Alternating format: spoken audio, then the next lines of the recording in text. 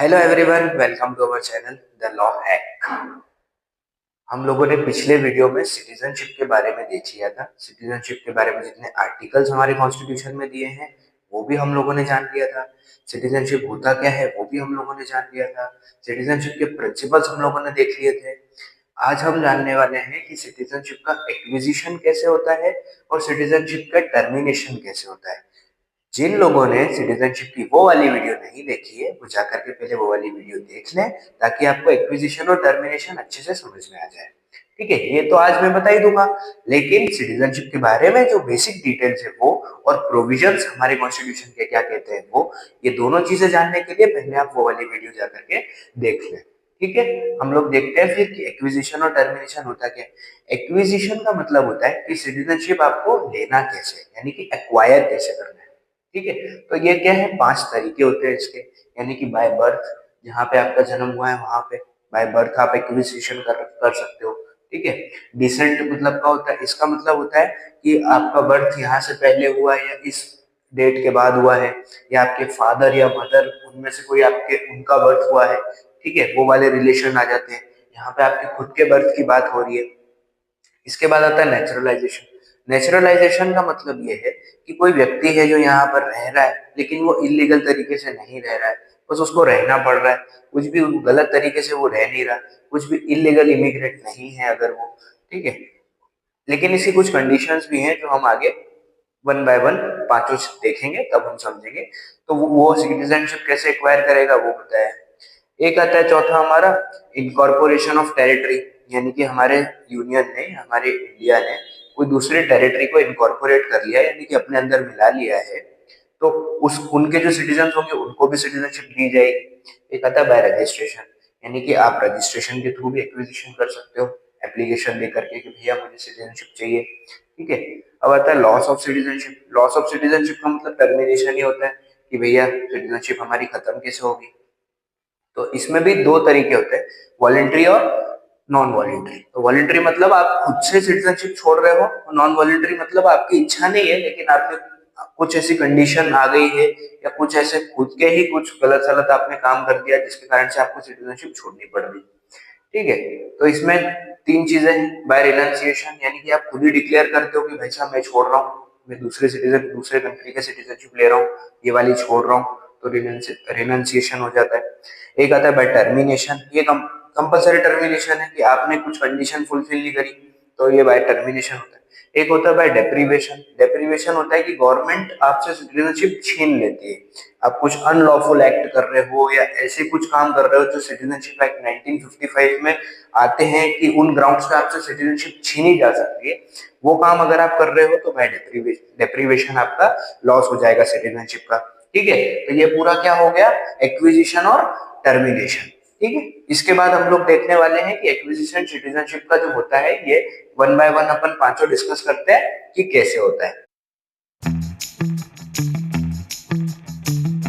अब हम देखते हैं फर्स्ट पॉइंट हमारा क्या था, बाय बर्थ अपन एक्विजिशन कैसे कर सकते हैं। तो इसमें भी तारीखों का खेल है भाई साहब, और कुछ भी नहीं है। ये तारीख, ये तारीख, ये तारीख, ये तारीख, तारीख ही तारीख है और कुछ भी नहीं है। देखो क्या है, इजी है, अपन ने बांट लिया, इसको डिवाइड कर लिया अलग अलग। पहला आता है बॉर्न ऑन और आफ्टर 26 जनवरी 1950। ठीक है, बट बिफोर 1 जुलाई 1987। इन तारीखों के बीच में जो भी व्यक्ति पैदा हुआ है उसको एक्विजिशन अपने आप मिल जाएगी, कुछ भी नहीं करना उसको।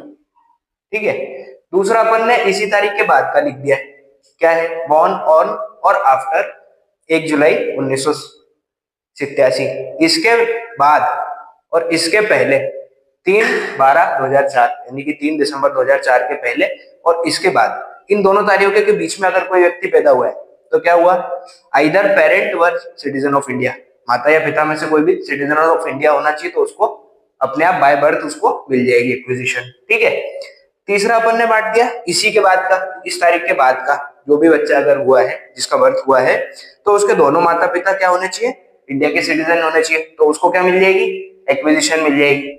चौथा अपन ने क्या बांटा है, यही है लेकिन इसके साथ एक और कंडीशन है। क्या, अगर मान लो कि ये दोनों नहीं है, कोई एक माता या पिता में से कोई एक सिटीजन है, तो क्या दूसरा वाला जो है वो इलीगल माइग्रेंट नहीं होना चाहिए, तो आपको क्या मिल जाएगी, बाय बर्थ सिटीजनशिप मिल जाएगी। किनको? माता पिता को नहीं, बच्चे। चलो अब हम देखते हैं डिसेंट। इसमें मतलब है, अभी तक हम लोग देख रहे थे कि इंडिया में जो लोग पैदा हुए या जो लोगों का बर्थ हुआ इंडिया में, अब हम देखने वाले हैं इंडिया के बाहर अगर हुआ है कोई तो क्या करेंगे। 3 कंडीशन में फिर से हम लोगों ने बांट लिया। क्या करा? पहला ये पर्सन बॉर्न आउटसाइड इंडिया 26 जनवरी 1950 से लेकर के 10 अप्रैल 1992, इसके बीच में अगर कोई व्यक्ति है, बालक है, जो बाहर पैदा हुआ है, इंडिया में नहीं है, तो क्या होगा? उसको एक्विजिशन कैसे मिलेगा सिटीजनशिप का? Father was citizen of India, उसके पिताजी कौन होने चाहिए? इंडिया के सिटीजन होने चाहिए।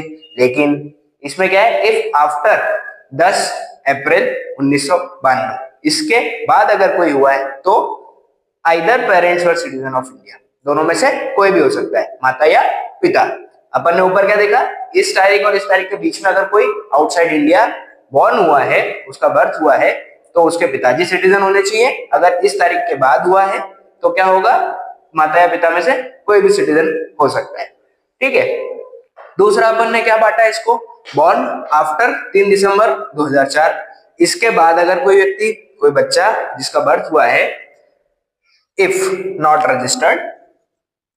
Registered with in 1 year of birth, यानी कि उसके 1 साल के अंदर, पैदा होने के 1 साल के अंदर अगर रजिस्टर्ड नहीं कराते हो तो उसको इंडियन सिटीजन नहीं माना जाएगा। यानी कि 1 साल की लिमिट बड़ी इंपॉर्टेंट है भैया। यहाँ पे 1 साल के अंदर आपको रजिस्टर कराना पड़ेगा आपको, तभी आप सिटीजनशिप इंडिया क्लेम कर सकते हो, इंडियन सिटीजन, अदरवाइज आप कर नहीं पाओगे। तीसरा अपन ने क्या बांटा है उसको? If person does not renounce the citizenship of another country within 6 months from attaining the age of 18 years, तो लॉस ऑफ सिटीजनशिप हो जाएगा।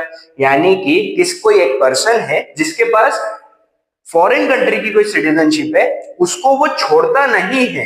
कब तक? 18 साल का हो जाए उसके 6 महीने के बाद तक। तो क्या होगा? उसको इंडियन सिटीजन नहीं माना जाएगा, उसको सिटीजनशिप नहीं मिलेगी। ये अपन ने देख लिया क्या होता है डिसेंट। ये अपन ने क्या करा? 3 पार्ट्स में इसको बांट लिया है। ठीक है। अब हम इसके बाद वाला देखने वाले हैं। देखो हमने क्या देख लिया? बर्थ देख लिया, डिसेंट देख लिया। अब अपन देखते हैं रजिस्ट्रेशन क्या है। मतलब आपको एप्लीकेशन के थ्रू अपने आप को एज अ सिटीजन रजिस्टर करवाना पड़ेगा। ठीक है। इसको भी अपन ने 5 चीजों में बांट लिया है। क्या? पहला आएगा ORI फॉर 7 इयर्स, यानी कि ऑर्डिनरी रेसिडेंट ऑफ इंडिया होना चाहिए वो व्यक्ति जो अप्लाई कर रहा है 7 साल के लिए। दूसरा अपना क्या आ जाता है? Married to the citizen of India and living for 7 years, यानी कि उन्होंने किसी भी सिटीजन ऑफ इंडिया से शादी किया है और 7 साल से वो लोग यहाँ पर रह रहे हैं, तो वो लोग क्या कर सकते हैं? एप्लीकेशन दे सकते हैं, रजिस्ट्रेशन करा सकते हैं अपना as a citizen of India. ठीक है। तीसरा अपना आ जाता है OCI। अब बोलोगे ORI तो समझ आ गया, OCI क्या चीज है? OCI होता है ओवरसीज सिटीजन ऑफ इंडिया, यानी कि जो बाहर रह रहे हैं लोग। ठीक है। तो OCI for 5 years and residing in India for 12 months before application, यानी कि OCI थे, इंडियन सिटीजन तो थे लेकिन बाहर रह रहे थे। तो अब वो लोग क्या कर सकते हैं? 5 साल तक बाहर रह रहे हैं लेकिन वो इंडिया में आ गए हैं, तो एप्लीकेशन दे रहे हैं वो रजिस्ट्रेशन कराने के लिए, पर वो 12 महीने से यहाँ पे रहने चाहिए। एप्लीकेशन के पहले 12 महीने तक वो लोग यहाँ पर रह रहे हो तो वो लोग रजिस्टर करवा सकते हैं। अब कोई माइनर है या मेजर है जिसके पेरेंट्स जो थे वो इंडियन सिटीजन थे, तो वो व्यक्ति भी रजिस्टर करा सकते हैं अपने आप को एज अ इंडियन सिटीजन। ठीक है। फिर इसका 5वां आता है पर्सन और आइदर पेरेंट्स, यानी कि कोई माता पिता या फिर कोई बच्चा या कोई पर्सन हो सकता है जो पहले इंडियन सिटीजन रहा है, पहले इंडियन सिटीजन रह चुका है, और वो ORI है कब तक? 12 महीने से वो ORI बना हुआ है, ऑर्डिनरी रेसिडेंट ऑफ इंडिया बना हुआ है, लेकिन वो पहले इंडियन सिटीजन रह चुका है ऑलरेडी, तो वो क्या कर सकता है? एप्लीकेशन दे सकता है। किसके लिए? रजिस्ट्रेशन के लिए। तो अपन ने रजिस्ट्रेशन देख लिया। अब अपन देखते हैं नेचुरलाइजेशन। मतलब कोई व्यक्ति है, बाहर से आया है, वो यहाँ रहना चाहता है, हमारे इंडिया में रहना चाह रहा है, उसका हम क्या करने वाले हैं? उसको सिटीजनशिप कैसे मिलने वाली है? ये हम लोगों ने 4 कंडीशन 1, 2, 3, 4 इसमें बांट लिया। ठीक है। सबसे पहले he is a good character, वो बंदा अपराधी नहीं होना चाहिए, अच्छे व्यवहार वाला होना चाहिए, बढ़िया कैरेक्टर उसका होना चाहिए। दूसरा इसमें आ गया कंडीशन क्या? Foreigner not being an illegal migrant, यानी कि वो इलीगल माइग्रेंट नहीं होना चाहिए, लीगली वो हमारे यहाँ पर आया है, प्लस रिनाउंस सिटीजनशिप, यानी कि ये तो होना ही चाहिए, वो साथ में उसने अपने देश की सिटीजनशिप छोड़ दी है, ठीक है, अब वो हमारे यहाँ रहना चाह रहा है। तीसरा पॉइंट हमारा क्या आ जाता है, resides in India for at least 11 year in last 14 year, पिछले बीते 14 सालों में जब भी वो अप्लाई कर रहा है, तब से, आज से नहीं, जब भी वो अप्लाई कर रहा है तब से 14 सालों में 11 साल वो बंदा यहाँ पे रहना चाहिए, इंडिया में रिसाइड करा हो। और and 12 month just before application, जब उसने सिटीजनशिप के लिए एप्लीकेशन दिया है ना, उसके सीधे सीधे पहले 12 महीने तक वो यहाँ पर रहना चाहिए इंडिया में, पिछले 14 सालों में 11 साल तक, और जस्ट एप्लीकेशन के पहले 12 महीने तक वो यहाँ इंडिया में रहना चाहिए, यानी कि रिसाइड करना चाहिए, ठीक है। अब ये जो 11 साल की जो लिमिट है, इसको 2016 में अमेंड करके 6 साल कर दिया है, ठीक है, 6 साल कर दिया इस 11 साल की लिमिट को 2016 में। चौथी चीज आती है adequate knowledge of language in 8th schedule, यानी कि हमारे कॉन्स्टिट्यूशन की जो शेड्यूल में लैंग्वेजेस बताई हुई है इंडिया में, उसको एडिक्वेट नॉलेज होनी चाहिए, ठीक है। तो ये सारा मिला के क्या हुआ, नेचुरलाइजेशन से आपको कैसे मिलेगी सिटीजनशिप। अब हम लोग पांचवा पॉइंट देखते हैं, क्या है हमारा, इनकॉर्पोरेशन ऑफ टेरिटरी, यानी कि ऐसा कोई टेरिटरी, ऐसा कोई पार्ट है जो इंडिया का नहीं है, लेकिन इंडिया ने उसको एक्वायर कर लिया है। अब उस टेरिटरी पे किसका राज चलेगा, इंडिया का राज चलेगा भैया। तो ऐसी कोई टेरिटरी है जिसको इंडिया ने एक्वायर कर लिया, इनकॉर्पोरेट कर लिया, अपने अंडर में ले लिया है, तो उस टेरिटरी के लोगों को सिटीजनशिप कैसे मिलेगी इंडिया की। तो ऐसी कोई भी न्यू टेरिटरी इंडिया ने कोई बनाई है, या तो इंडिया ने बनाई है या इंडिया ने कुछ उसको एक्वायर कर लिया, तो उस कोई भी पार्ट हो सकता है वो टेरिटरी का, या खुद पूरी टेरिटरी हो सकती है वो, तो उन लोगों को जो वहां पे रह रहे होंगे उस पर्टिकुलर टेरिटरी में, उनको इंडियन सिटीजनशिप मिल जाएगी, ठीक है। इंडिया ने किसी टेरिटरी को एक्वायर कर लिया है या कोई नई टेरिटरी बनी है, उस टेरिटरी के लोगों को क्या करा जाएगा, इंडिया की सिटीजनशिप अपने आप मिल जाएगी, क्योंकि इंडिया ने उसको इनकॉर्पोरेट कर लिया अपने साथ। गाइस, हम लोगों ने एक्विजिशन के बारे में बहुत कुछ जान लिया है, ठीक है, 5 चीजें भी देख ली है, birth, descent, registration, incorporation of territory वगैरह सब अपन ने देख लिया है कि एक्विजिशन कैसे होगा। अब हम देखने वाले हैं कि लॉस ऑफ सिटीजनशिप कैसे होगा, यानी कि सिटीजनशिप अपनी खत्म कैसे कर दी जाएगी, या फिर टर्मिनेशन कैसे हो जाएगा, है ना। ये अपन लोग 3 पॉइंट से देखने वाले हैं, 1, 2 और 3। देखते हैं अपन क्या है ये, है ना। इसमें आएगा फर्स्ट बाय रिनाउंसिएशन, यानी कि person having dual citizenship and he और शी रिनाउंस, यानी कि उसके पास 2 कंट्रीज की सिटीजनशिप थी, जिसमें से एक उसने छोड़ दी है।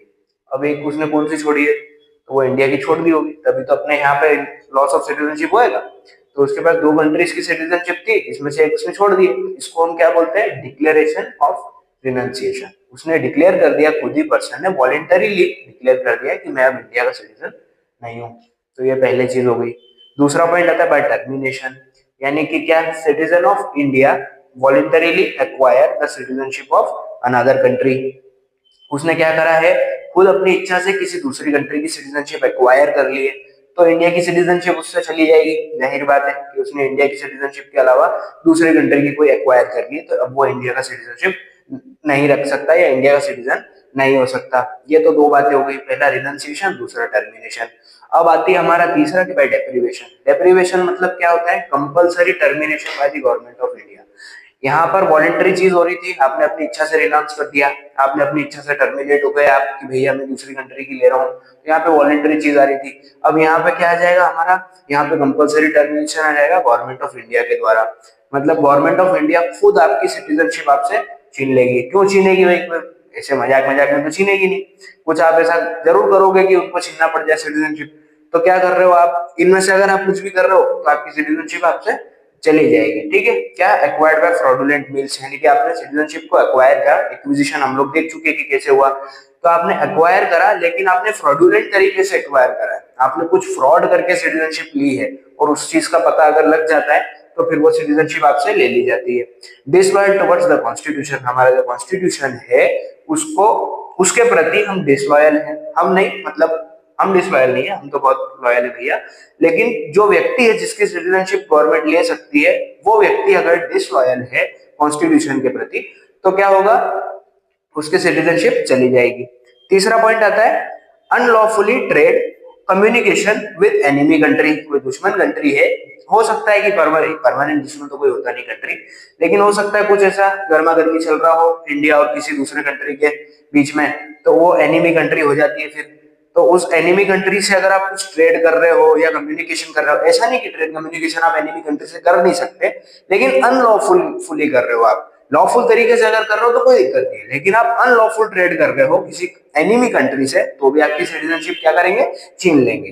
ठीक है। चौथा इसमें आ जाता है living outside India for 7 year continuous, यानी कि इंडिया के बाहर आप रह रहे हो 7 साल से और कोई लेना देना नहीं है इंडिया से आपको, 7 साल तक आप बाहर रहो कंटिन्यूअस में, यानी कि उस 7 साल के पीरियड में आप कभी इंडिया नहीं आए, आप बाहर ही हो, कंटिन्यू 7 साल बाहर रह रहे हो, तो भी आपसे सिटीजनशिप छीन ली जाएगी। पांचवा पॉइंट आ जाता है with in 5 year of registration person imprison for 2 years in any country, यानी कि आपने रजिस्ट्रेशन करा लिया, अब आप रजिस्टर्ड हो गए एज ए इंडियन सिटीजन। अब रजिस्ट्रेशन के बाद अगर 5 साल के 5 साल बाद तक, मतलब 5 साल के अंदर अंदर आपने रजिस्ट्रेशन करा लिया, आज से 5 साल के अंदर अंदर अगर आप 2 साल के लिए कहीं पे इम्प्रिजन्ड हो जाते हो, यानी कि आपको इम्प्रिजनमेंट मिल जाता है, ऐसा कुछ आप ऑफेंस कर रहे हो जिसकी 2 साल सजा है और 2 साल के लिए आपको जेल में डाल दिया है किसी भी कंट्री में, यानी कि कोई सा भी ऑफेंस ऐसा आपने किया है जिसमें आपको 2 साल जेल में डाल दिया है और आपने रजिस्ट्रेशन के थ्रू अपनी सिटीजनशिप ली थी, तो क्या करेंगे, आपकी सिटीजनशिप टर्मिनेट हो जाएगी। ठीक है। आज के वीडियो हमने क्या क्या देखा, एक्विजिशन देखा, टर्मिनेशन देखा, कैसे होता है, एक्विजिशन के 5 पॉइंट देखे, टर्मिनेशन के 3 पॉइंट देखे। इसके पहले वाला भी वीडियो है, उसमें सिटीजनशिप के बारे में सब कुछ बताया हुआ है, साथ में आर्टिकल्स बताए हुए, ये भी समझ में आएगा, वो भी समझ में आएगा। इसके पहले वो वाला वीडियो जरूर जा करके देख लेना और ये वाला वीडियो भी देख लिया, दोनों वीडियो देख लिए, तो आई होप आपको सिटीजनशिप समझ में आ गया होगा। ऐसे ही डिटेल वीडियोस के लिए बने रहिए लॉ हैक के साथ और सब्सक्राइब करना भूलना मत।